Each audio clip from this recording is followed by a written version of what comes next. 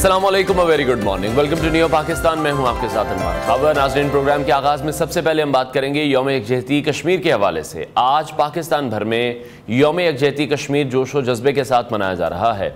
हर साल 5 फरवरी को पाकिस्तानी कौम अपने कश्मीरी भाइयों और बहनों के साथ मुकम्मल यकजहती का इजहार करती है, जो कि गुज़श्ता कई दहाइयों से भारतीय जबर का सामना कर रहे हैं। इस दिन का आगाज़ खुसूसी दुआओं, रैलियों, सेमिनार्स और मुजाहरों से किया जाता है, जिनका मकसद दुनिया को ये याद दिलाना है कि मकबूजा कश्मीर के अवाम आज भी अपने हक़ के खुद इरादियत के मुंतज़िर हैं।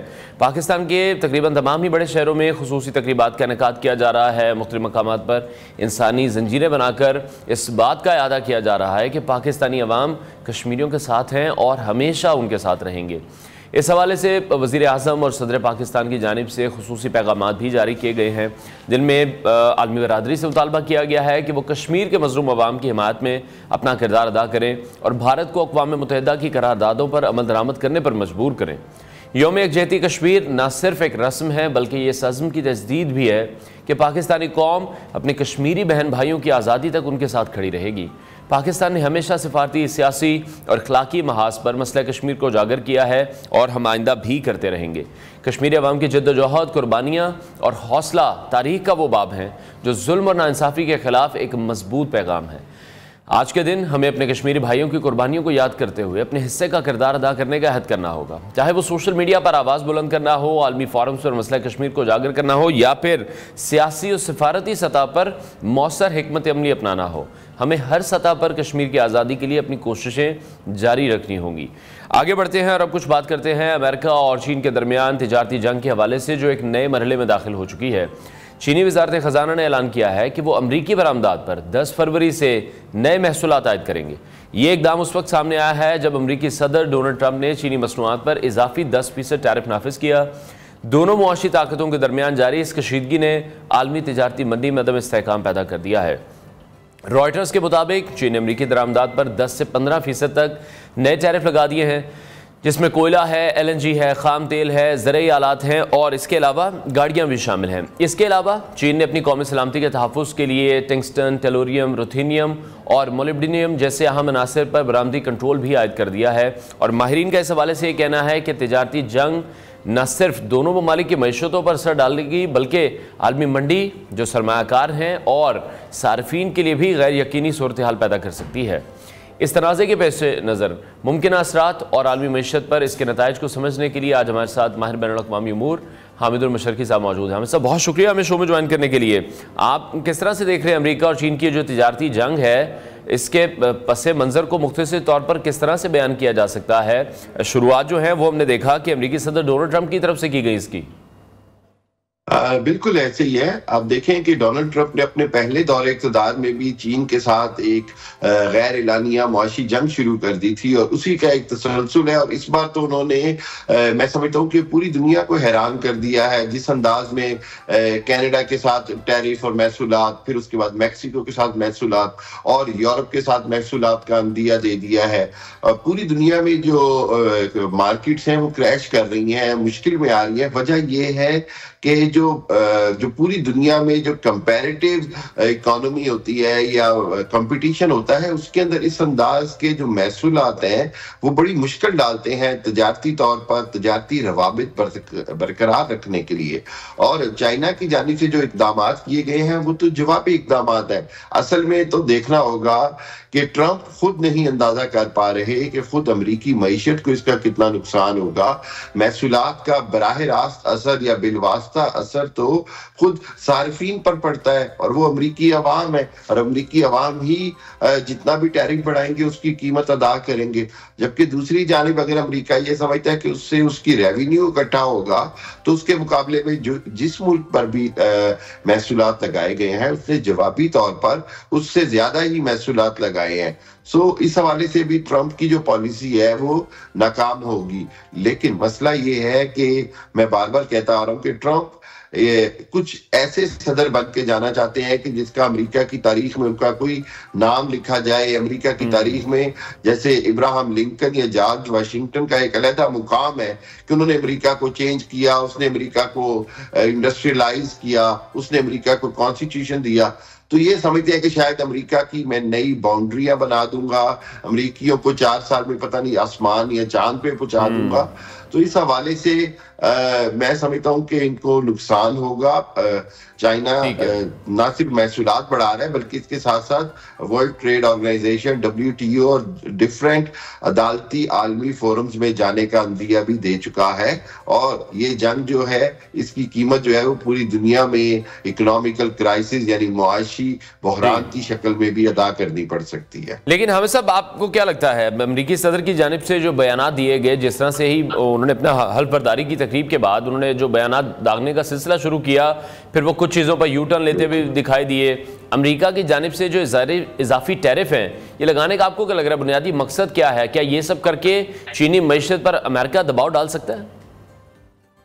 नहीं, मैं नहीं समझता। मकसद उनका सबसे बड़ा यही है कि चीनी मईशत पर भी दबाव डाला जाए और सबसे बढ़कर जो 3000 अरब डॉलर की एक तरह से अमेरिकी कौम मकरूज है चाइना की, उसको किसी ना किसी तरह अंडर प्रेशर किया जाए और जो चाइना जो बढ़ती हुई ताकत है, माशी ताकत है, उसको किसी ना किसी तरह उसका कंट्रोल को कम किया जाए। लेकिन मैं समझता हूँ इसमें से कोई भी अहदाफ इस अंदाज में हासिल नहीं हो सकता। और सबसे बढ़कर ये कि अगर इस अंदाज महसूलात बढ़ाएंगे और तो चाइना के लिए अमेरिका के अलावा पूरी दुनिया में बहुत बड़ी बड़ी मार्केटें हैं। चाइना की रसाई खाली अमेरिका तक तो नहीं है, चाइना तो अब अफ्रीका में भी अपना बरामदात दे रहा है। चाइना तो जनाब साउथ अमेरिका में भी है। चाइना का जो एग्जिस्टेंस है वो इंडिया के साथ भी है। चाइना की एग्जिस्टेंस पाकिस्तान जैसे ममालिक के साथ है। और फिर सबसे बढ़कर ये कि चाइना यूरोप के साथ बहुत रवाबित बढ़ा चुका है। करेंगे हमें सब, जिस तरह से चीन की जानिब से अब ये भी देखा जा रहा है कि बाज़ नायाब अनासिर की बरामद पर भी कंट्रोल है, ये आलमी टेक्नोलॉजी इंडस्ट्री को किस हद तक मुतासिर कर सकता है? जिस तरह टंगस्टन की बात कर रहे हैं, रुथेनियम की बात कर रहे हैं, टेलोरियम की बात कर रहे हैं, तो आपको क्या लग रहा है इसके क्या असरात होंगे? बिल्कुल, ये आप समझे कि पूरी दुनिया की जो टेक्नोलॉजी इंडस्ट्री है जिसके अंदर खुसूसी तौर पर बैटरी के हवाले से जितनी भी दुनिया में बैटरी की टेक्नोलॉजीज आ गई हैं उनके अंदर इनका बहुत अहम इस्तेमाल है और इन सब कंपनीज को बड़ी मुश्किलात होंगी।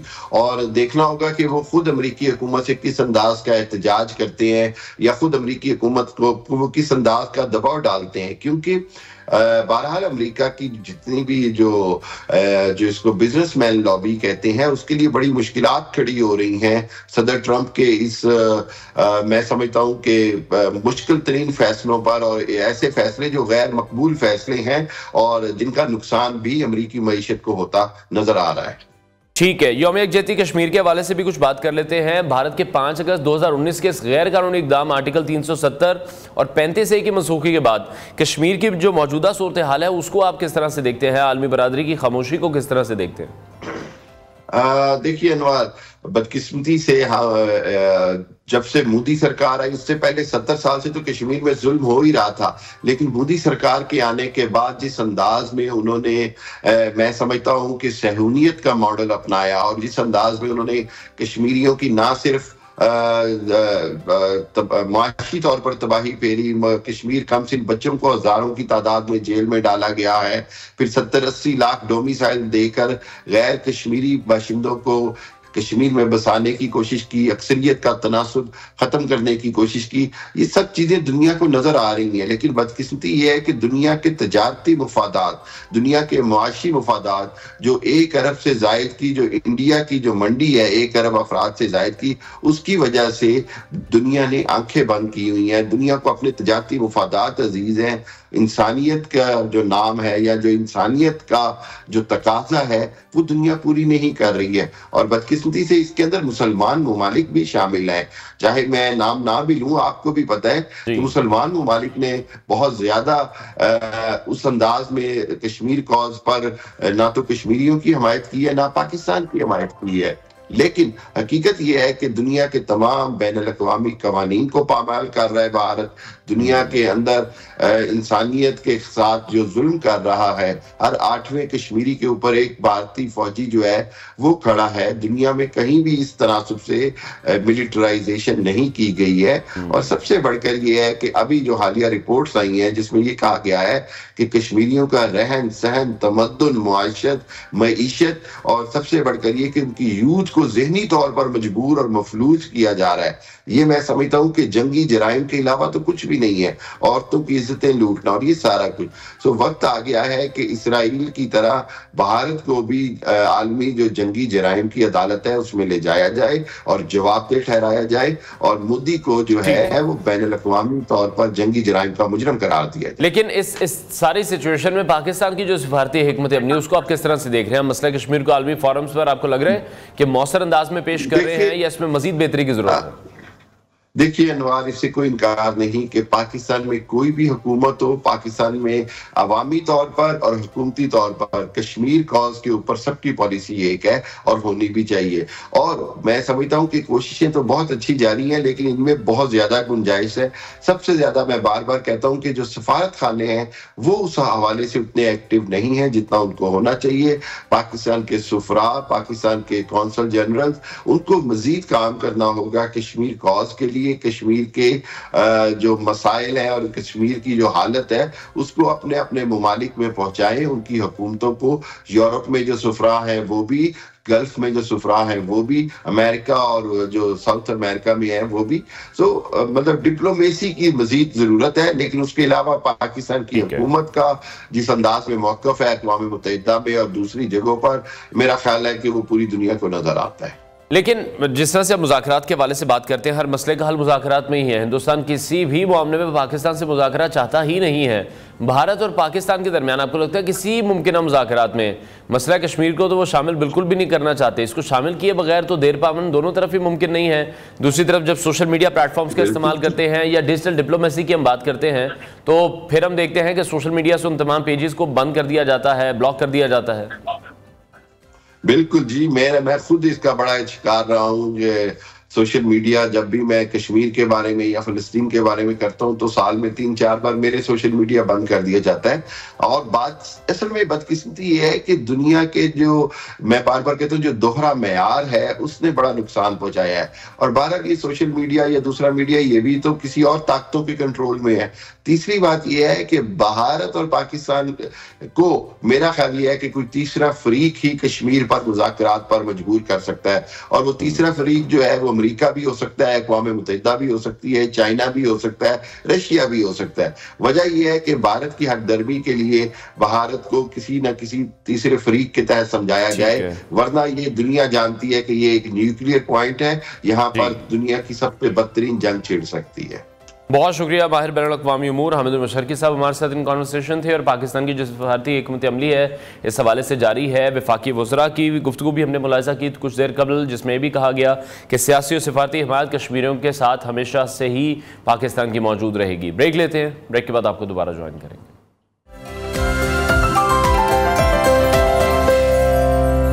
15 रुकनी स्क्वाड के ऐलान के बाद अब सिलेक्शन कमेटी शदीद तनकीद की जद में है। बात करें क्रिकेट के हवाले से, क्रिकेट शायकीन, साबिक खिलाड़ी और माहिरीन ने कई इंतखाबात पर सवालात उठाए हैं।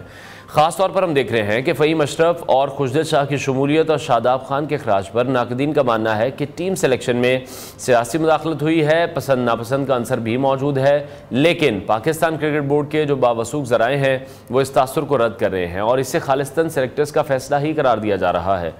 पीसीबी के मुताबिक चेयरमैन मोहसिन नकवी ने टीम सिलेक्शन में किसी भी मरहले में मुदाखलत नहीं की और सिलेक्टर्स ने अपनी सवाबदीद पर टीम तश्कील दी है।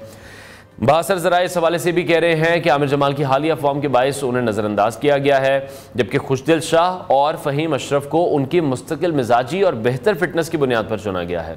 दूसरी तरफ हेड कोच आकिब जावेद समेत सिलेक्शन पैनल के अरकान, जिनमें अजहर अली हैं, असद शफीक हैं, अलीम डार हैं और हसन चीमा हैं, इन्हें आइंदा मैचेस के लिए फ़ाइनल 11 मुंतखब करने का इख्तियार होगा। जबकि कप्तान मोहम्मद रिजवान से मुशावरत ज़रूर की जाएगी, लेकिन हतमी फैसले का इख्तियार सिलेक्टर्स के पास ही होगा। पाकिस्तानी क्रिकेट के सिस्टम और सिलेक्शन कमेटी पर उठने वाले सवालात भी हम देख रहे हैं कि क्या बाकी ये जायज़ हैं या ये महज कयासराइयाँ हैं। क्या सिलेक्शन में तसलसल बरकरार रखा गया है या फिर मखसूस खिलाड़ियों को ही तरजीह दी गई है। आईसीसी चैंपियंस ट्रॉफी और सह अफ्रीकी सीरीज़ के तनासुर में कौमी टीम का ये इंतखाब कितना मौसर साबित होगा, इस हवाले से बहुत ज़्यादा गुफ्तगू भी की जा रही है। बहुत से सवालात हैं जो जन्म ले रहे हैं। पाकिस्तान की 15 रुकनी स्क्वाड पर बहुत से लोग तनकीद करते भी दिखाई दे रहे हैं। उस्मान खान के नाम पर बहुत से लोग तनकीद कर रहे हैं। कि कोई भी वनडे मैच उन्होंने नहीं खेला और एकदम से उन्होंने चैंपियंस ट्रॉफी में ही लाया जा रहा है। पाकिस्तान सुपर लीग में उन्होंने परफॉर्म किया, उसके बाद यूएई की टीम से वापस उन्हें पाकिस्तानी नेशनल टीम में शामिल किया गया। T20 में खातिर खा वो परफॉर्म नहीं कर सके और उसके बाद हमने देखा कि चैंपियंस कप फैसलाबाद में उनकी परफॉर्मेंस काफ़ी बेहतर थी और यही कहा जा रहा है कि उनकी जो ये सिलेक्शन है, उनकी सिलेक्शन इसी बुनियाद पर की गई है कि चैंपियंस कप में उन्होंने बेहतर कारकर्दगी का मुजाहरा किया था।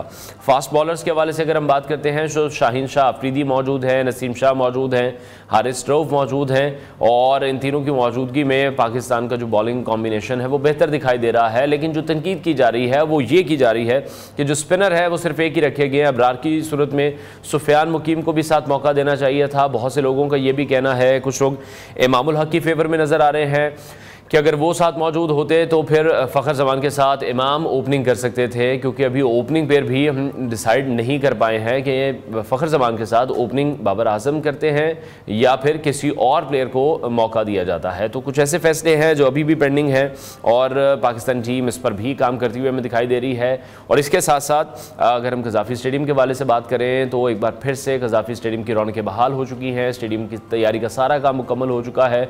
जितना हमने देखा कि इस पर वावेला किया गया, जितना इसको स्कैंडलाइज करने की कोशिश की गई हिंदुस्तानी मीडिया की तरफ से, वो भी उनके काम नहीं आया। हालांकि उन्हें पाकिस्तान आकर कोई मैच नहीं खेलना था, कज़ाफ़ी स्टेडियम में उनका कोई मैच नहीं था, तमाम मैचेस उनके दुबई में हैं। लेकिन ये वाहिद मुल्क है, ये वाहिद टीम है, ये वाहिद मीडिया था जो इस हवाले से बात करता हुआ हमें दिखाई दे रहा था। न्यूजीलैंड की टीम भी अब हम देख रहे हैं कि ट्राई सीरीज़ के लिए पाकिस्तान इस वक्त पहुँच चुकी है और हम उम्मीद ये करते हैं कि पाकिस्तान इस ट्राई सीरीज़ में भी बेहतर परफॉर्म करेगी और इसी परफॉर्मेंस की बुनियाद पर चैंपियंस ट्रॉफी में भी पाकिस्तानी टीम अच्छी कारकर्दगी का मुजाहरा करेगी। ब्रेक लेते हैं, ब्रेक के बाद आपको दोबारा ज्वाइन करेंगे।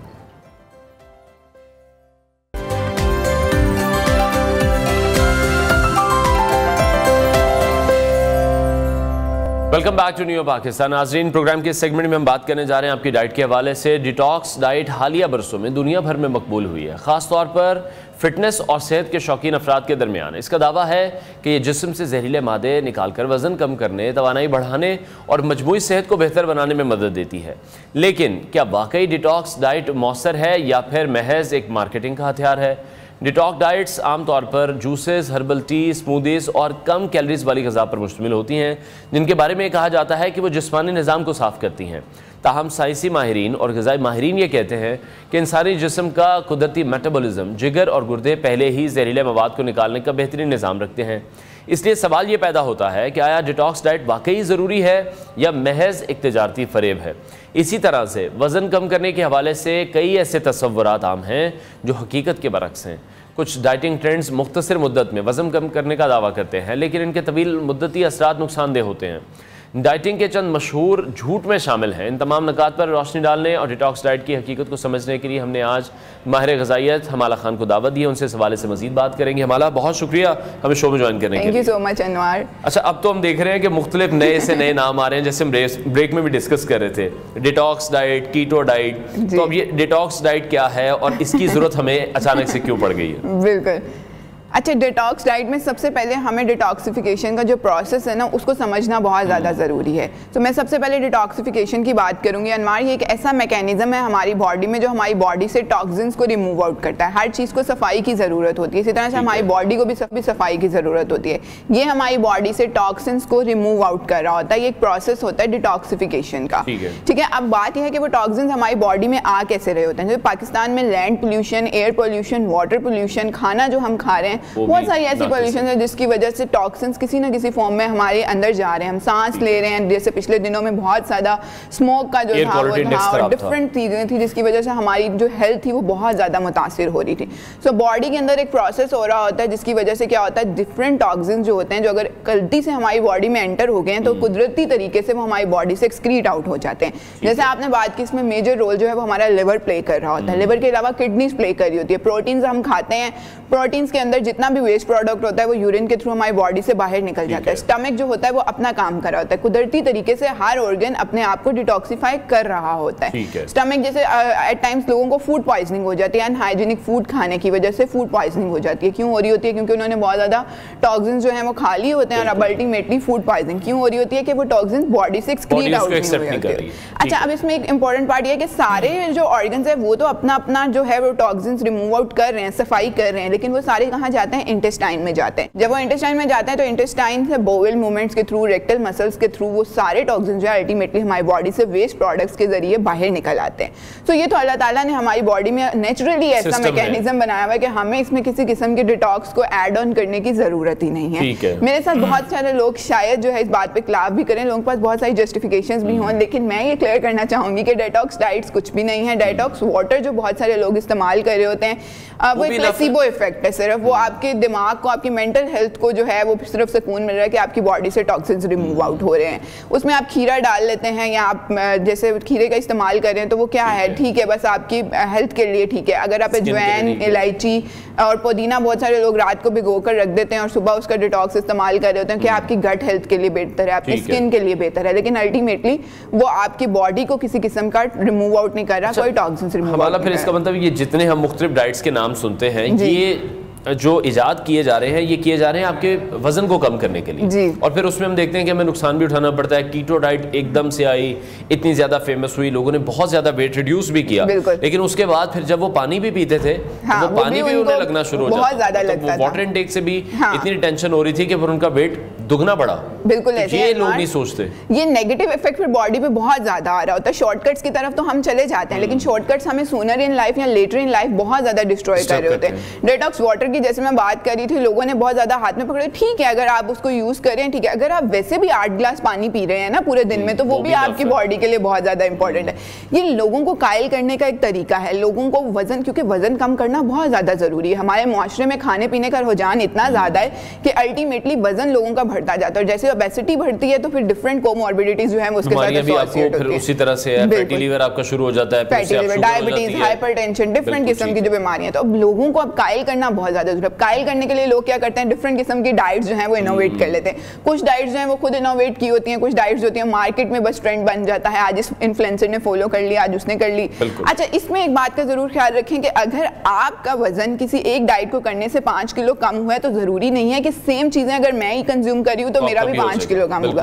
हमारी बॉडीज बहुत डिफरेंट होती हैं एक दूसरे से और डिफरेंट तरह से रिएक्ट करती हैं। हो सकता है आप एक्सरसाइज ना करें, सिर्फ डाइट करें तो आपका वजन कम हो जाए। मैं डाइट भी करूं, एक्सरसाइज भी करूं, मैं फाके भी करूं और मेरा वजन कम नहीं कम हो रहा, ठीक है। तो ये डिफरेंट बॉडीज जो होती हैं वो डिफरेंट तरह से रिएक्ट कर रही होती हैं। कभी भी किसी को देखकर ये ना कहें कि जी इसने ये किया है तो मैं भी इसके पीछे यही करूंगा, ठीक है। तो इस तरह से डिटॉक्स डाइट आ गई, कीटो डाइट आ गई, एप्पल डाइट आ गई, फ्रूट डाइट आ गई, बनाना डाइट आ गई, सब्जियां डाइट आ गई, मतलब जो चीज आपको अच्छी, एग डाइट्स आ गई। देखिए वो कह रहे पूरा वीक हमने सिर्फ बनाना खाया बस, और कुछ खाया ही नहीं है, सिर्फ एप्पल खाया।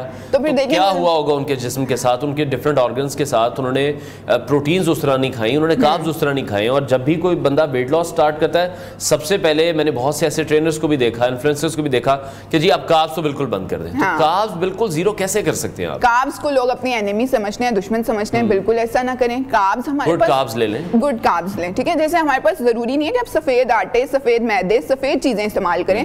आप कॉम्प्लेक्स कार्ब्स की तरफ आए, आप गंदम का आटा इस्तेमाल करें, जौ की आटा इस्तेमाल करें, जौ का दलिया इस्तेमाल करें। बेली फैट के लिए बहुत ज्यादा इंपॉर्टेंट है। मैं हर जगह पर बड़ा बताती हूँ कि जौ का दलिया जो है, वो लोग जो वेट लूज करना चाहते हैं अगर वीक में 2 से 3 दफा जौ का दलिया इस्तेमाल करें तो बहुत ज्यादा इंपॉर्टेंट है। कार्ब्स हैं लेकिन बहुत इंपॉर्टेंट है।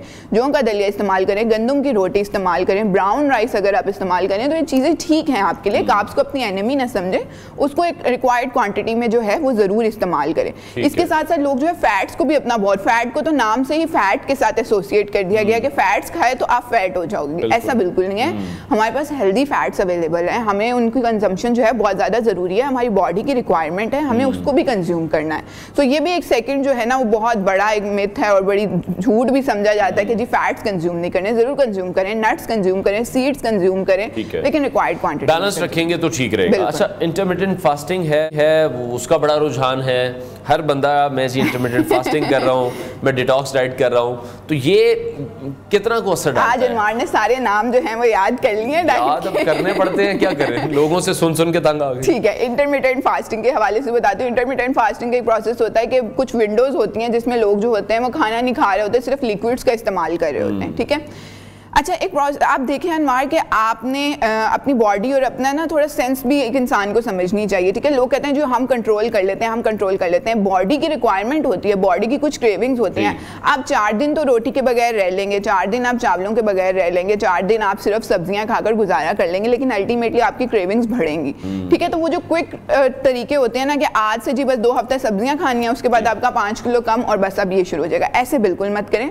अपनी बॉडी को टाइम दें, ठीक है। इंटरमिटेंट फास्टिंग कर ली, 12 घंटे भूखे रहे, मील स्किप कर लिए, नाश्ता नहीं किया, रात को 7 बजे के बाद कुछ नहीं खाया, ये नहीं किया, वो नहीं किया, उससे होगा आपकी बॉडी जो होगी वो अल्टीमेटली नेगेटिव तरह से आप पर रिएक्ट करना शुरू कर देगी। ऐसे बिल्कुल ना करें, हमेशा पोर्शन कंट्रोल के साथ चलें, ठीक है। अपनी बॉडी को एकदम से आपने आज रात को बर्गर्स खाए हैं, अपने आप नॉर्मल लाइफस्टाइल जी रहे हैं, सुबह से आपने बोला है जी कि मैंने अब सब छोड़ देना है, आज बस मैं अंडा खाऊंगा, सब्जियां खाऊंगा, फल खाऊंगा, ऐसे बिल्कुल नहीं करें। इसका मतलब तो फिर हमारा यही हुआ कि फिर जितनी बातें मैं और आप कर रहे हैं उससे नतीजा तो ये निकल रहा है कि फिर ये सब कुछ झूठ है, मतलब इसमें हकीकत कहीं भी नहीं है। सॉरी टू से बट वो इन्फ्लुएंसर्स जो लोगों को दिखा रहे हैं कि आज मैं सिर्फ ग्रीन टी पी रही थी या पी रहा था या बॉयल एग खा रहा था और रात को जाके बेशक उसने फास्ट फूड खा लिया, वो अपने व्लॉग में नहीं डाला तो वो व्यूज के लिए तो बहुत अच्छा है, लेकिन लोगों की हेल्थ के लिए फिर अच्छा नहीं है। यानी कि आप अपने डाइटिशियन से कंसल्ट करें, आप अपने डॉक्टर से कंसल्ट करें। सिर्फ वीडियोस किसी की देख के किसी की बॉडी टाइप आपकी वो नहीं हो सकती है। ऐसे ही है बिल्कुल अनवार, मैं यही बात कर रही थी कि वीडियोस की तरफ तो बिल्कुल ना जाएं कि इसका ये खाने से कम हुआ है तो मेरा भी ये खाने से कम हो जाएगा। आपकी बॉडी डिफरेंट तरह से रिएक्ट करती है। अब वही बात कि हम लोग हमारी वीडियो की तरफ आए इंटरमिटेंट फास्टिंग कर रहे हैं, डिफरेंट चीजें करें, अच्छी चीजें हैं, बहुत अच्छी चीजें, लेकिन एक मिकदार में, एक रिक्वायर्ड अमाउंट में अच्छी लगती हैं। एक्सट्रीम लेवल पे जो भी चीज हो रही होती है वो अच्छी नहीं हो रही। तो मैं आपको 5 ऐसी चीजें बताती हूँ जो कि जैसे अभी आप बात करें कि झूठ समझी जाती हैं, जिसमें हमने बात की कि कार्ब्स को लोग अपना दुश्मन समझते हैं, ऐसे बिल्कुल ना करें। फैट्स को लोग कंज्यूम नहीं करते हैं कि जी फैट है, ऐसा बिल्कुल ना करें। इसके साथ साथ क्विक वेज की तरफ ना जाएं, शॉर्टकट्स की तरफ ना जाएं कि 2 हफ्तों में वजन कम कर लूंगा, 15 दिन में वजन कम कर लूंगा, 30 दिनों में वजन कम कर लूंगा। जो वजन आपने इतने साल लगाकर अपनी बॉडी पे चढ़ाया है उसको कम करने के लिए थोड़ा सा तो टाइम दें, थोड़ा सा तो आप उसमें रिलैक्स हो जाएं कि हो जाएगा, ठीक है। तो इस तरह से क्विक वेज की तरफ बिल्कुल भी मत जाएं। इसके अलावा डिटॉक्स डाइट जो है वो जरूरी नहीं है, डिटॉक्स की तरफ बिल्कुल ना जाएं। टॉक्सिन्स आपकी बॉडी ऑलरेडी आपकी बॉडी से रिमूव आउट करिए। पानी का इस्तेमाल ज्यादा रखें, 8 ग्लास पानी पिएंगे, हाइड्रेटेड भी रहेंगे, बॉडी से टॉक्सिन्स भी रिमूव आउट होते रहेंगे। हाँ, लेकिन अगर आपको डिटॉक्स प्लेसिबो इफेक्ट दे रहे हैं और आप खुश हो रहे हैं तो आप इस्तेमाल कर लें, कोई इसमें बुराई नहीं है। रात को खाने से मुतालिक बहुत से कॉन्सेप्ट हैं, बहुत से लोगों को लगता है कि रात को खाना खाने से हमारा वजन बढ़ेगा और रात का खाना स्किप कर देते हैं, ये कितना गलत है? अच्छा, रात का खाना इस लिहाज से वजन बढ़ाता है कि जैसे सर्दियों में बहुत सारे लोग खाते थे और लेट जाते थे बिस्तरों में क्योंकि सर्दी बहुत ज्यादा होती थी। अगर आप अपना जो भी मील ले रहे हैं उसके बाद या उससे पहले 10 मिनट के आप वॉक कर रहे हैं या कोई एक्सरसाइज कर रहे हैं, वो आपके लिए बहुत ज्यादा इंपॉर्टेंट है। जरूरी नहीं है कि रात का खाना आपका वजन बढ़ाए। हाँ, रात का खाना उस सूरत में आपका वजन जरूर बढ़ा रहा है कि आपने ब्रेकफास्ट भी स्किप किया हुआ है, आपने लंच भी बहुत मिनिमल सा किया हुआ है और डिनर में फिर आपने वो खाया है कि पूरे दिन की कसर पूरी होगी है। तो जब आपने एक ही दफा से सारा कंज्यूम कर लिया तो वो आपकी बॉडी के लिए हार्मफुल इफेक्ट्स पैदा कर सकते हैं। तो इसलिए डिनर भी लें, लंच भी लें, ब्रेकफास्ट भी लें, मिड मॉर्निंग स्नैक भी लें, इवनिंग स्नैक भी लें, प्री ब्रेकफास्ट भी लें, बेड टाइम भी लें। इतने सारे हमारे पास स्लॉट्स अवेलेबल है ना, तो सारे स्लॉट्स 5 से 6 बार अगर हम पोर्शंस में चले जाएं, थोड़े हम थोड़े से मतलब पोर्शंस थोड़े इंसानों वाले अगर बना लें तो फिर मेरा ख्याल है 5 से 6 बार हम खाना खा सकते हैं। लेकिन अभी जिस तरह से ये डिटॉक्स डाइट में स्मूदीज ऐड हो जाती हैं, जूसेस ऐड हो जाते हैं, जूसेस आप लोग वैसे ही मैंने आपके साथ बड़े प्रोग्राम्स किए, आप लोग कहते हैं जूसेस नहीं पीने चाहिए, फाइबर उसमें से सारा निकल जाता है, तो फिर ये कौन सा उस डाइट से फायदा उठा रहे हैं अगर उन जूसेस में से फाइबर ही निकल गया? अच्छा, फॉर ए टाइम बिंग तो वो ये डाइट कर रहे होंगे, माइट भी उनको बहुत ज़्यादा फायदा भी हो रहा होगा इस डाइट से, लेकिन वंस वो इस डाइट, अब आप पूरी जिंदगी तो जूसेस पे नहीं रह सकते, पूरी जिंदगी तो आप लिक्विड्स कंज्यूम नहीं कर सकते। वंस आप ये सारी चीज़ें छोड़ेंगे तो फिर आप देखेंगे आपकी बॉडी किस तरह से रिएक्ट करेगी। वो वजन जो आपका 1 हफ्ते में बढ़ना होगा वो 3 दिनों में बढ़ रहा होगा, ठीक है, क्योंकि बॉडी जो होगी वो फिर फैट सेल्स जो होंगे और फैट्स को एब्जॉर्ब करेंगे और अल्टीमेटली वजन को बढ़ाएंगे, ठीक है। इसके बाद आपको एनर्जी क्या मिलेगी? आप पूरा दिन लिक्विड्स पे गुजारा कर रहे हैं, आपकी बॉडी में क्या एनर्जी होगी? होगी। अभी जैसे रमज़ान आ रहा है, शुरू के 10 रोज़े तो हम इसी फीलिंग में गुजार देते हैं कि एडजस्ट कैसे होना है, कैसे करना है इसको। तो वो ये सारा इफेक्ट जो होता है आपकी बॉडी पे पड़ता है। लिक्विड्स जो होते हैं वो ज़रूरी नहीं है कि आप सारे लिक्विड्स इस्तेमाल करें। आप जैसे जी फ्रूट जूसेस इस्तेमाल करें, शुगर तो कंज्यूम नहीं करें ना, लेकिन फ्रूट की अपनी शुगर भी तो है, जो सिर्फ शुगर ही रह गई है उस जूस के अंदर, ना उसके अंदर फाइबर रहा, ना कोई न्यूट्रिएंट रहा उसके अंदर, वो सिर्फ शुगर रहेगी। स्मूदीज आप इस्तेमाल करें, उसके अंदर आप उसको जिस भी मिंट का कुछ बना रहे होते हैं, डिटॉक्स, उसको कुछ करा के बना रहे हो, डिफरेंट किस्म की रेसिपीज, आई डोंट नो, लेकिन वो इस्तेमाल ना करें। अगर आप वो कर रहे हैं, ठीक है, तो अगर आप ग्रीन टी आप जरूर इस्तेमाल करें, लेकिन उसके साथ आपकी एक पोर्शन कंट्रोल, बैलेंस डाइट होनी जरूरी है, ठीक है। अगर आप डिफरेंट किस्म के और कहवा जात इस्तेमाल करना चाहते हैं, ड्रिंक्स इस्तेमाल करना चाहते हैं, जरूर करें, लेकिन उसके साथ एक अच्छी बैलेंस डाइट का होना बहुत जरूरी है। अच्छा, बैलेंस डाइट के साथ साथ लाइफस्टाइल मॉडिफिकेशन कितनी ज्यादा जरूरी है, ठीक है। एक्सरसाइज की रूटीन अगर साथ हो तो मेरा ख्याल है डबल हमें फायदा होगा। अगर हम अच्छी डाइट भी ले रहे हैं, एक्सरसाइज भी कर रहे हैं, लेकिन हमारे यहाँ अनफॉर्चुनेट ये है कि अब लोग जिम तब जा रहे हैं या कोई भी एक्सरसाइज तब कर रहे हैं जब डॉक्टर्स कह रहे हैं कि अब आपको वॉक करनी है, आपको रनिंग करनी है, या आपको कोई ना कोई हेल्दी एक्टिविटी करनी है, तो डॉक्टर के बताने से पहले ही अगर चले जाएं तो शायद डॉक्टर के पास जाना ही ना पड़े। इसीलिए तो अनवार में और आप बैठे हैं अवेयरनेस क्रिएट करने के लिए कि बहुत ज़रूरी है एक्सरसाइज आपकी। बहुत सारे लोगों की मेंटल हेल्थ बहुत ज़्यादा डिस्ट्रॉय हो चुकी है इस वजह से कि वजन बहुत ज़्यादा बढ़ रहा है। वजन बढ़ने की वजह से शुगर, ब्लड प्रेशर, घुटनों के मसाइल, हड्डियों के मसाइल, डिफरेंट किस्म के मसाइल हैं। तो इंस्टेड जब भी डॉक्टर के पास जाए ना, आप अपनी बहुत ज़्यादा टेंशन, बहुत ज़्यादा कंप्लेंट्स लेकर जाएं, डॉक्टर साहब ये हो रहा है, वो हो रहा है, ये वैसे होता है। डॉक्टर आपको एक बात कहता है, अपना वजन कम करें जी, और फिर 2 हफ्तों बाद आए, ठीक है, 1 महीने बाद आए। तो डॉक्टर आपको ये बात क्यों कह रहा है? क्योंकि आपका वजन कम करना ही अल्टीमेटली इन सारी बीमारियों का सॉल्यूशन है। बिल्कुल ठीक है। तो वजन कैसे कम होगा? ऐसे नहीं है कि डॉक्टर ने आज आपको कह दिया वजन कम करें, कल से आपने स्मूदीज, डिटॉक्स सारा कुछ स्टार्ट कर दिया, रोटी चावल अपने सब कुछ बंद कर देते हैं, और एकदम से जो डाइट पे आना है वो बहुत ज्यादा खराब है। और इवन जो मेरे भी जिम्स है उसमें भी हम देखते हैं क्लाइंट्स इस तरह से डिस्कस हमसे आके करते हैं कि मेरी 1 महीने बाद शादी है, तो 1 महीने में आपने मेरा वजन कम करवाना है। तो वो समझ नहीं आती कि वो 1 महीने में शादी से पहले वजन कम करके उन्होंने क्या अचीव करना। एक वेज में चलो हो भी जाता होगा 1 महीने में, लेकिन वो sooner in life, later in life sorry जाकर जब इतना बढ़ता होगा का नहीं कुछ सोच रहा, कह रहे बस शादी वाले दिन हमें ठीक लगना है, शादी वाले दिन हमें अच्छे लगे। ठीक है, बहुत शुक्रिया हमारे गज़ाई तमाला खान, हमारे साथ इन कॉन्वर्सेशन थी। उम्मीद करते हैं कि हमारी जो तमाम बातें हैं डिफरेंट डाइट्स को लेकर आप इस पर अमल करेंगे, क्योंकि डिफरेंट डाइट्स हैं, डिटॉक्स है, जिस तरह से हम कीटो डाइट के वाले से बात कर रहे हैं, तो ये डाइट हर किस इंसान के लिए सूटेबल नहीं है। हमें अपने डॉक्टर से, जो डाइटिशियन है, उनसे कंसल्ट करने के बाद ही इन जो डाइट्स हैं इनका आगाज़ करना चाहिए। ब्रेक लेते हैं, ब्रेक के बाद आपको दोबारा ज्वाइन करेंगे।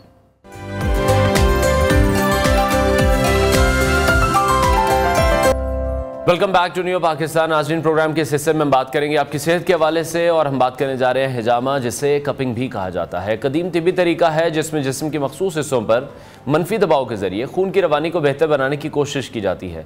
ये तरीका रिवायती तिब और इस्लामी तिब में अहमियत रखता है, और आजकल ये खेलों के खिलाड़ियों और फिटनेस एक्सपर्ट्स के दरमियान मकबूलियत हासिल कर रहा है। हिजामा के फ़वाइद में दर्द का कम होना है, खून की रवानी की बेहतरी है, जिस्मानी थकावट से निजात है, और पट्ठों की मजबूती शामिल है, जिसकी वजह से खिलाड़ी इसका इस्तेमाल अपनी फिटनेस को बढ़ाने और रिकवरी को तेज़ करने के लिए कर रहे हैं। हिजामा का अमल अमूमन जिस्म के मखसूस हिस्सों जैसे कि गर्दन, कंधे, कमर और टांगों के निचले हिस्सों पर किया जाता है, ताकि इन हिस्सों में खून की रवानी बढ़ सके और तवानाई का जो लेवल है वो भी बेहतर हो। हालिया बरसों में इस तरीका इलाज का रिवाज दुनिया भर में बढ़ा है, ख़ासतौर पर इसके कुदरती फ़वाइद और कम ज़िमनी असरात की वजह से। इस्लाम में भी हिजामा की अहमियत को उजागर किया गया है और इसके फ़वाइद पर जोर दिया गया है। पैगम्बर इस्लाम हज़रत मोहम्मद सल्लल्लाहु अलैहि वसल्लम ने अपनी हदीस में हिजामा के फ़वाइद का जिक्र किया है और इसे एक बेहतरीन इलाज करार दिया है। हदीस में है कि हिजामा सेहत के लिए मुफीद है और इसे कराने वाले अफराद को बरकत मिलती है। आज के दौर में जब लोग फिटनेस के हवाले से ज़्यादा आगाह हो गए हैं, हिजामे को भी एक मौसर तरीका इलाज के तौर पर अपनाया जा रहा है। खिलाड़ियों और फिटनेस एक्सपर्ट्स इसको अपनी कारकर्दगी में बेहतरी लाने और जिस्मानी सेहत के मसाइल को हल करने के लिए इस्तेमाल कर रहे हैं। इसी हवाले से स्टूडियोज़ में हमें ज्वाइन कर रहे हैं हिजामा एक्सपर्ट नवीस सल्फी साहब, उनसे इस हवाले से मज़ीद बात करेंगे। नवीस साहब, बहुत शुक्रिया हमें शो में ज्वाइन करने के लिए। सबसे पहले मैं चाहूँगा कि हमें बताइएगा कि हिजामे का क्या तरीक़ाकार है, किस तरह से ये काम करता है। हिजामा बेसिकली एक सुन्नत तरीका इलाज है जो आपकी बॉडी में से टॉक्सिन्स को निकाल देता है। ठीक है। उसमें ये होता है कि ये वैक्यूम कप्स होते हैं, ये जिस्म के मुख्तलिफ पॉइंट्स पे लगाए जाते हैं। उसके लगाने से जो आपकी बॉडी में डेड सेल होते हैं, वो प्रेशर पॉइंट्स लगाने से नॉर्मल से स्क्रैचेस लगा के उसमें से डेड सेल को निकाल दिया जाता है। ठीक है, तो अभी जिस तरह से मैंने अपने इंटरव्यू में बताया कि ये अचानक से एकदम पूरी दुनिया में कैसे मकबूल हो गया। नबी करीम सल्लल्लाहु अलैहि वसल्लम ने अगर इतने 100 साल पहले 1400 साल पहले उन्होंने ये तमाम बातें हमें बताई और आज दुनिया इस पर हमें अमल करती हुई दिखाई दे रही है, एकदम से आपको क्या रीज़न लग रही है कि पूरी दुनिया में ही इस ट्रीटमेंट का बड़ा इस्तेमाल किया जा रहा है? मैं समझता हूँ कोई भी ऐसा ट्रीटमेंट है कि जिसके नताइज आपको अच्छे मिलते हैं तो फौरी तौर पे वो ऐसे ट्रीटमेंट लोगों में मकबूल हो जाता है।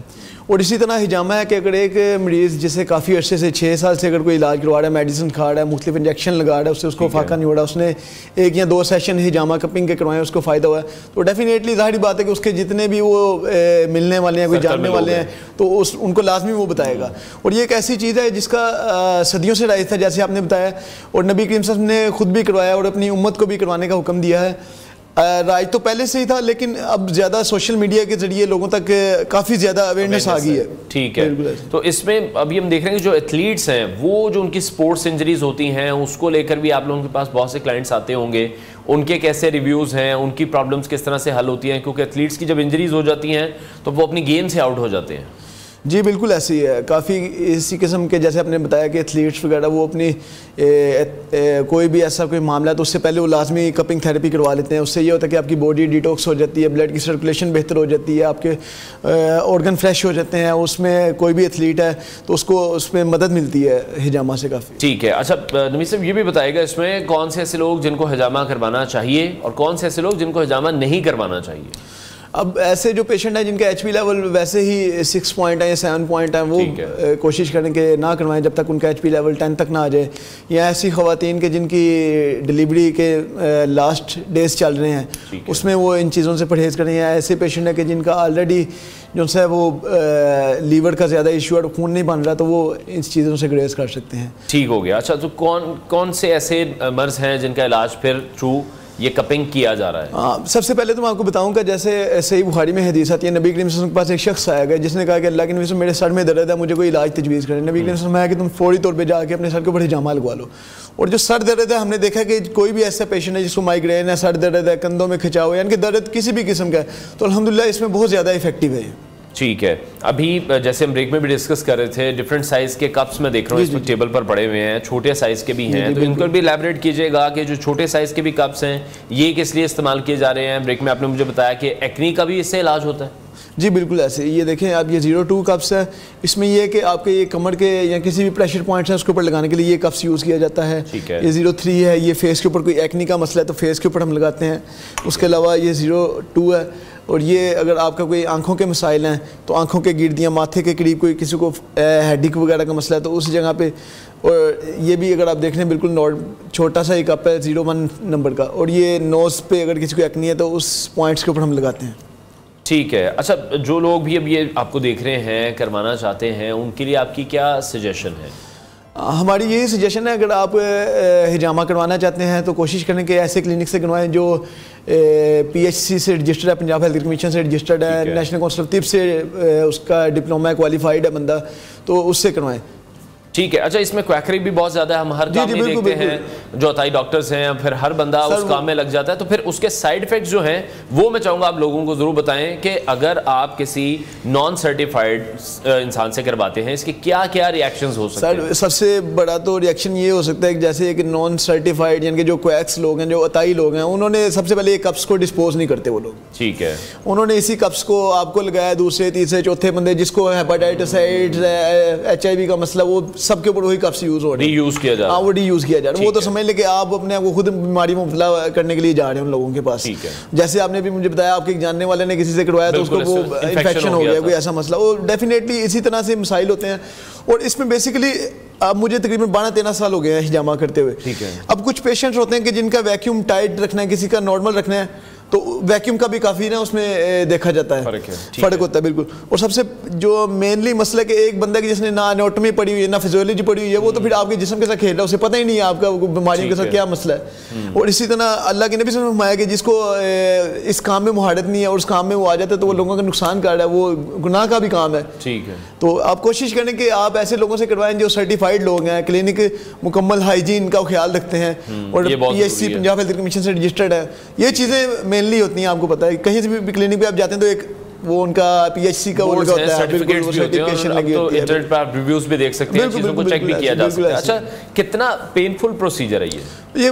मैं तो समझता हूँ पेनफुल तो नहीं है, नॉर्मल सा एक सेक्शन है। ठीक है। वैक्यूम कप से क्या पेन हो जाना आपको? जब आपने कहा ना वो एक छोटा सा, फिर सर वो इसमें ऐसे स्क्रैच भी लगेगा, वो स्क्रैच जैसे आप समझ लीजिए पंजाबी जिसे कहते हैं खरोच। अब कोई खरोच लग जाए आपको कितनी दर्द आती है, लेकिन वो खरोच जिस्म पर काफी जगहों पर लगनी है। एक चीज है कि बेसिकली हमारे वो दिमाग में बैठा होता है कि यार हिजामा के अंदर कट लगते हैं, वो एक मेंटली तौर पर इंसान थोड़ा सा फील करता है। तो जब आप हिजामा करवाते हैं तो उसमें ये होता है कि बिल्कुल नॉर्मल से स्क्रैच लगाते हैं। लोकल एनेस्थीसिया जेल भी हम यूज कर लेते हैं ऐसे पेशेंट्स के लिए जो बहुत ज्यादा स्केरियन की यूज करते हैं, लेकिन अल्हम्दुलिल्लाह ऐसा कोई मसाइल नहीं होते।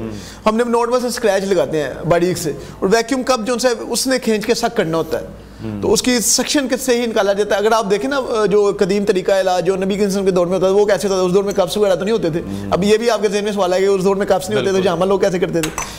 उस दौर में गाय के सिंग को खोखला कर लिया जाता था, जो गाय का सिंग हॉर्न होता है उसको खोखला कर लेते थे, और हदीस में आता है कि जो हिजामा लगाने वाला वो मुंह से सक करता था उसको, यानी कि वो सिंग लगा के मुंह से सक करके उसके ऊपर वो जैसे इसके ऊपर बटन है वैक्यूम करके उसके ऊपर चर्बी का टुकड़ा लगाते थे, फिर वैक्यूम अंदर बंद हो जाता था, और उसके बाद लोहे का जो उस्तरा होता है उसके साथ स्क्रैच लगाते थे। वो भी माहिर लोग लगाते थे, आम बंदा नहीं लगा सकता था, क्योंकि हर काम में आपको समझ लें कि जो भी जिस बंदे का काम है उसमें महारत उसकी लाजमी होनी चाहिए। बिल्कुल ऐसे ही। वो उस दौर में भी माहिर जो से थे वो तबीब होता हुआ करते थे, जो करते थे आम बंदा तो नहीं कर सकता था। तो इसी तरह तक कि सहाबा का नाम भी करवाया करते थे, और एक सहाबी का मेरे जहन में आ गया, सही बुखारी में हदीस आती है कि वो दूसरे सहाबी की इयादत के लिए गए। उन्होंने देखा कि वो सहाबी बहुत ज़्यादा बीमार थे। उन्होंने कहा कि मैं तब तक अपने घर नहीं जाऊंगा जब तक तुम हिजामा नहीं करवा लेते। दूसरे सहाबी ने बड़े हैरत से पूछा कि उसकी क्या वजह है? उन्होंने कहा कि मैंने अल्लाह के नबी से सुना कि इसमें शिफा है, और जब तक तुम हिजामा नहीं करवाओगे तब तक मैं घर नहीं जाऊंगा। ये ईमान की भी बात है। अगर आप ईमान से करवाते हैं और आपका यकीन है, बेशक देखें आप कोई भी चीज़ है शिफा मेरे रब ने देनी है। अब आप एक मेडिसिन भी खा रही हैं, आपका क्या मकसद है? वो मेडिसिन शिफा तो मेरा अल्लाह देने वाला है। इसी तरह ये हिजामा सुन्नत नबी, आप अगर अपने दिल में ये कर लेते हैं अकीदा है कि सुन्नत है, और इंशाल्लाह इसका सवाब भी है और अजर भी है, और साथ आपका इलाज भी है, इलाज भी हो जाएगा। ठीक है। अच्छा, आजकल जो सबसे ज़्यादा प्रॉब्लम हम देखते हैं हमारे माशरे में वो ब्लड प्रेशर से रिलेटेड है। बिल्कुल। ब्लड प्रेशर का भी इलाज इससे, सर जैसे आपने ब्लड प्रेशर की बात कर दी, तो इसी तरह एक और हदीस मेरे जहन में आ गई कि नबी सल्लल्लाहु अलैहि वसल्लम कि जब किसी इंसान का खून जोश मारे तो उसे चाहिए कि फौरी तौर पे हिजामा लगवा ले। जब खून जोश मारता है तो वो इंसान को हलाक कर देता है। ये अब मेडिकल साइंस इसको प्रूव करेगी। जब ब्लड प्रेशर बढ़ता है तो स्ट्रोक की तरफ चले जाता है, इस तरह के मसाइल पैदा हो जाते हैं। और अल्लाह के नबी ने 1400 साल पहले ये चीज़ का बता दिया था कि जब ब्लड प्रेशर शूट करता है तो वो इंसान को हलाक कर देता है। और इसी तरह मामला था कि जब इंसान हिजामा लगवाता है तो उससे क्या होता है कि उसका ब्लड फ्लो बेहतर हो जाता है। और इसी तरह हदीस में आता है नबी सल्लल्लाहु अलैहि वसल्लम कि तुम बेहतरीन तरीके जिनमें तुम हिजामा लगवाते हो चांद की 17, 19 और 21 है।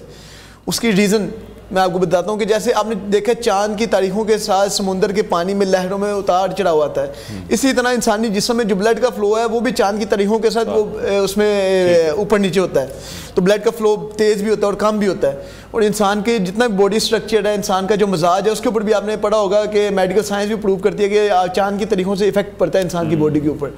तो कोशिश करें अगर चांद की 17, 19, 21 आ रही है तो उसमें करवा लेनी, तो अल्लाह के नबी का जो अमल है वो आम दिनों में भी है हिजामा करवाया जा सकता है। यानी कि आपका कोई मसला है, जैसे आपका आप बता रहे थे अल्फोर्ड का मसला, तो उसमें आप करवाएं इंशाल्लाह। मैं उसी तरफ आने लगा था कि वो लोग जिनके डिस्क के इश्यूज हैं, L4, L5 का इशू है, उनके लिए कितना सूटेबल है, कितने सेशंस उनको लेने पड़ेंगे? शटीका के दर्द है, L4, L5 जैसे बल्जिंग डिस्क आप बता रहे हैं, टांगों में दर्द आती है, उसमें अल्हम्दुलिल्लाह 100% इलाज है। लेकिन ये कि उसमें मल्टीपल सेशन हम करते हैं, 2-3 session.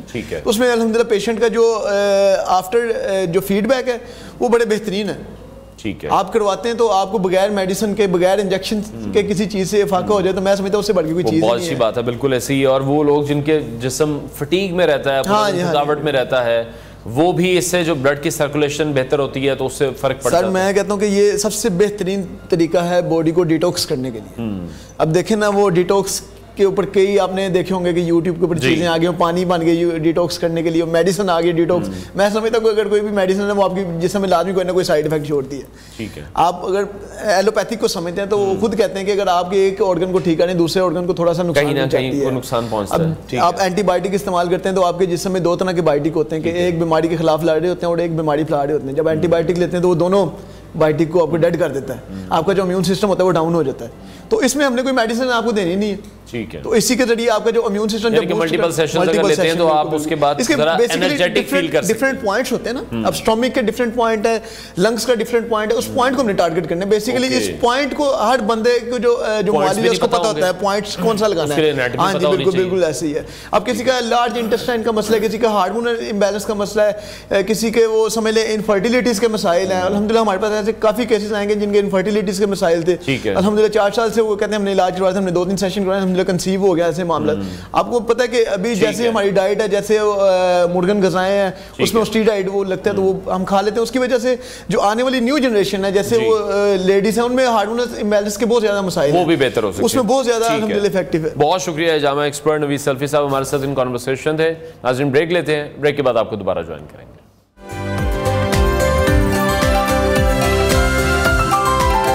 Welcome back to New Pakistan. नाज़रीन, पाकिस्तानी शोबिस की दुनिया में जहां अदाकार अपनी परफॉर्मेंस से दिलों पर हुक्मरानी करते हैं, वहां अब एक नए मैदान में एक और पाकिस्तानी अदाकार ने अपना लोहा मनवाया है।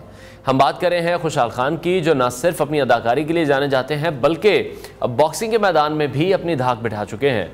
स्क्रीन पर कुछ मनाजिर भी आप देख रहे हैं। लाहौर में होने वाले आलमी बॉक्सिंग मुकाबले में खुशहाल खान ने एक शानदार परफॉर्मेंस दिखाई और अपने हरीफ को न सिर्फ चैलेंज किया बल्कि उन्हें धूल चटाकर मैदान में कामयाबी भी हासिल की। खुशहाल खान की इस जुर्रतमंदाना कोशिश ने उन्हें एक नया स्टार बना दिया है, जिन्हें सोशल मीडिया पर भरपूर पजीराई मिल रही है। इस वीडियो में खुशहाल खान को अपने हरीफ को शिकस्त देने के बाद खुशी से झूमते हुए भी देखा जा सकता है। उनका ये जोश और जज्बा उनके फैंस के दिलों में मजीद मोहब्बत पैदा कर रहा है। खुशहाल खान की इस कामयाबी पर उनके दोस्त अदाकार अली रज़ा और सहर हयात भी उनके साथ मौजूद थे। दोनों दोस्तों ने उनकी कामयाबी का भरपूर जश्न मनाया और इस लम्हे को खुशहाल खान के साथ शेयर किया। हमारी स्क्रीन पर आप ये मनाजिर भी इस वक्त देख रहे हैं। ये फाइट उन्होंने बड़े ज़बरदस्त तरीके से जीती। खुशहाल खान का ये जो स्टेप है ये ना सिर्फ उनकी एक नई कामयाबी की तरफ बढ़ने की अलामत है बल्कि ये हमें ये बात भी इसमें नज़र आ रही है कि जो एक्टर्स हैं वो किसी भी मैदान में अपनी सलाहियतों का मुजाहरा कर सकते हैं। इसके लिए उन्होंने बड़ी प्रैक्टिस की है, बड़ी मेहनत की है, चाहे वो अदाकारी हो या फिर कोई और खेल हो। खुशहाल बड़ा ज़बरदस्त काम करते हुए हमें दिखाई दे रहे हैं और इस कामयाबी पर खुशहाल खान के फैंस की जानिब से उन्हें बहुत ज़्यादा सपोर्ट भी किया जा रहा है, सराहा भी जा रहा है, मुबारकबाद देने का सिलसिला जारी है। अदाकार की इस बॉक्सिंग में कामयाबी ने उनके फैंस को एक नया और दिलचस्प पहलू भी दिखाया है, क्योंकि पहले वो सिर्फ उन्हें एक्टर के रूप में ही देखते थे और अब फाइटर के बॉक्सर के रूप में भी देख रहे हैं। अब खुशहाल खान के जो मद्दाह हैं सिर्फ वो उनकी अदाकारी के ही फ़ैन नहीं हैं बल्कि अब वो उनकी बॉक्सिंग के भी फ़ैन बन चुके हैं। खुशहाल खान का बॉक्सिंग की दुनिया में कदम रखना, जहां एक तरफ उन्हें बहुत सारी मोहब्बतें मिल रही हैं, वहीं दूसरी तरफ उनकी जुर्रत और उनकी मेहनत को भी कदर की निगाह से देखा जा रहा है। ये एक ऐसा लम्हा है जो खुशहाल खान के करियर को एक नया रुख देने के साथ साथ पाकिस्तान में जब हम खेलों की बात करते हैं और शोबिस के दरमियान एक कनेक्शन की बात करते हैं तो एक मजबूत ताल्लुक़ कायम करने में भी मदद देगा। बड़ी ज़बरदस्त तरीके से उन्होंने परफॉर्म किया है, बड़ी ज़बरदस्त वो तैयारी इस हवाले से करते रहे हैं। किसी भी एक्टर के लिए ये बिल्कुल भी आसान नहीं है, मुश्किल काम है, क्योंकि एक्टर्स के अपने जो स्केड्यूल होते हैं शूटिंग के वो बहुत ज़्यादा टफ होते हैं। डाइट का बड़ा ख्याल रखना पड़ता है, प्रैक्टिस बहुत अच्छी करनी पड़ती है, आपको एक्सरसाइज करनी पड़ती है, अपनी फिटनेस का ख्याल रखना पड़ता है, खाने पीने का ख्याल रखना है, अपनी नींद को आप डिस्टर्ब नहीं कर सकते हैं। तो इन तमाम चीज़ों को ओवरकम करके एक्टिंग को साथ साथ वो करते रहे हैं और उसके साथ साथ उन्होंने ये जो डेब्यू किया अपना इस बॉक्सिंग के मैच में वो जीत कर बहुत ज़्यादा कामयाबी समेटी है, जिस पर उनके फैंस बहुत ज़्यादा खुश दिखाई दे रहे हैं। प्रोग्राम का वक्त नाज़रीन ख़त्म हुआ है। इंशाल्लाह कल फिर आपसे मुलाकात करेंगे। अपना बहुत सारा ख्याल रखिए, इजाज़त दीजिए, अल्लाह हाफ़िज़।